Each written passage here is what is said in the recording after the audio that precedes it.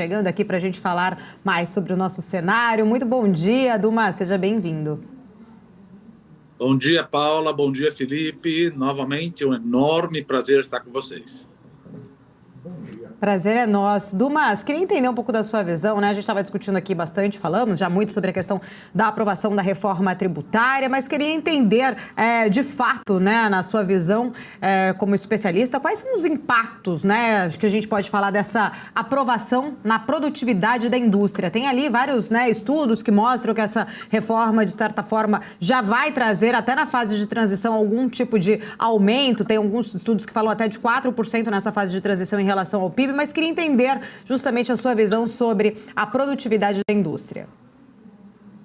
Veja, é aquela coisa que, obviamente, vocês já comentaram, estão unindo o PIS, COFINS e o IPI com contribuição de bens e serviços, ICMS e ISS com o imposto sobre bens e serviços. Agora, a parte mais importante, Paulo e Felipe, é o que a gente chama de não cumulatividade.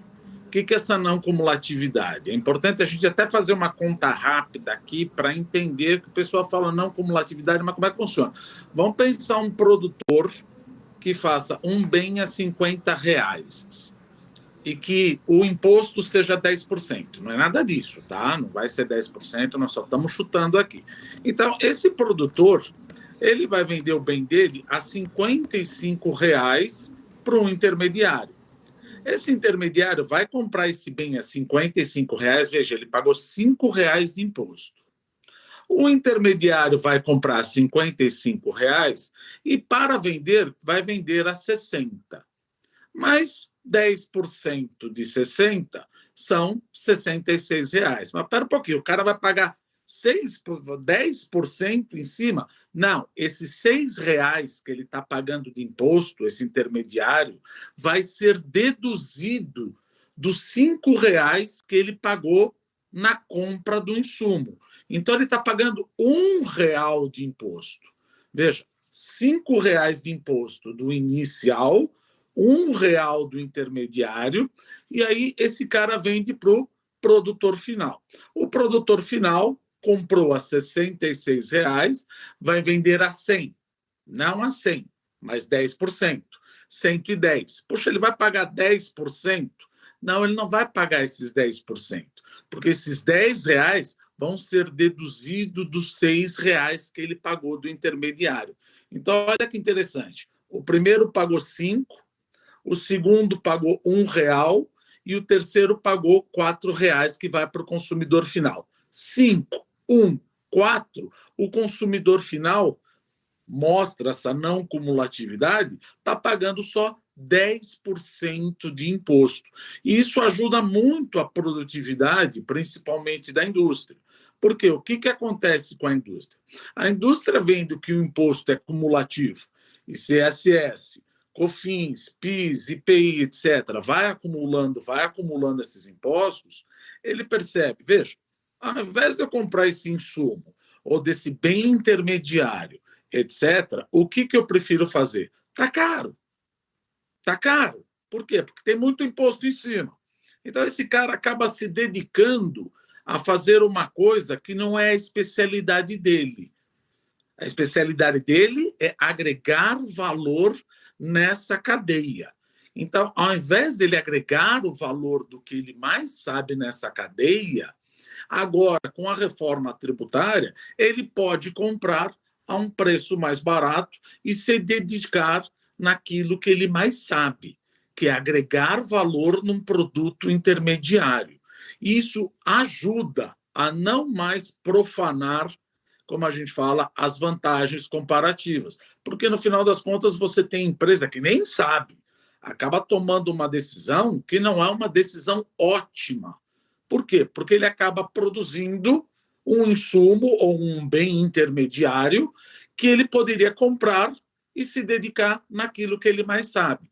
Então, isso beneficia muito a produtividade, principalmente da indústria. Vai ter perdedores aí, veja, é óbvio que você tem perdedor, está ótimo. Não, é um IVA dual, que nem nós falamos. Você vai ter o IBS, você vai ter o CBS, mas veja, você já está com Quem é aquele que sabe exatamente quanto está pagando de imposto, tem o ISS, o PIS/COFINS cumulativo, o IPI, o ICMS, ele acaba não sabendo. Ele acaba não sabendo e acaba tomando decisões que não são ótimas. Quando você toma uma decisão que não é ótima para a sua empresa, você acaba trazendo mais ineficiência para a tua empresa e, consequentemente, para a sua economia. Então, a reforma tributária ela ajuda muito mais a indústria, que precisa justamente dessa ajuda. Não é um subsídio.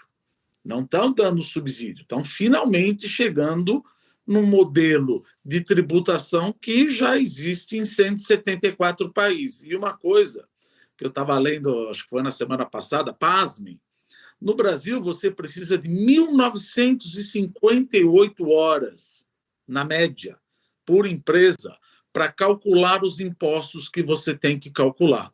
Então, você tem esse Conselho Federativo.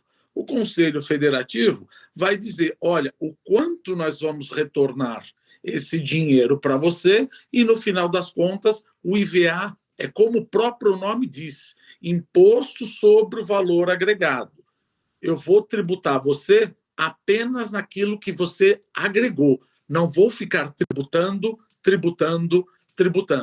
Isso ajuda a economia, ajuda o setor da indústria.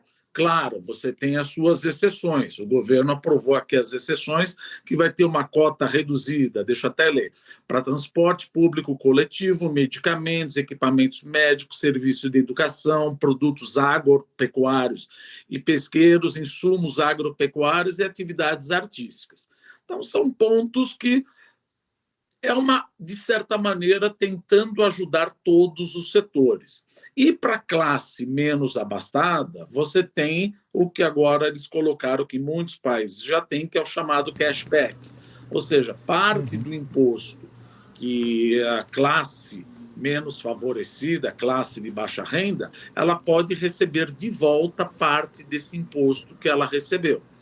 Vamos fazer tudo de uma vez, como você bem colocou? Não. Vai ter que ser transitório, porque o sistema que a gente tinha era um absurdo. Você não sabe quanto você está pagando, está tomando decisões equivocadas. Então, vamos começar em 2026 até 2033 e finalmente ter o que vários países têm e que aumenta a produtividade da economia. Serviços vão sofrer um pouco, sim. Mas acontece que aí também tem aquela coisa. Overall, a economia tende a crescer. E serviço, quem mais compra são as famílias de alta renda. Então, eventualmente, elas podem suportar um aumento do imposto, que elas vão economizar com menor imposto pelo bem industrial. Então, na economia, ou seja, o poupador, o comprador, o consumidor final, ele perde no serviço, que é a classe mais abastada, mas ele ganha na indústria, que, por sua vez, beneficia os mais pobres. Então, veja, ajuda todo mundo? Não, não ajuda todo mundo. Mas é um bruta de um salto à frente em relação à produtividade da indústria. Então, lógico, o diabo está nos detalhes.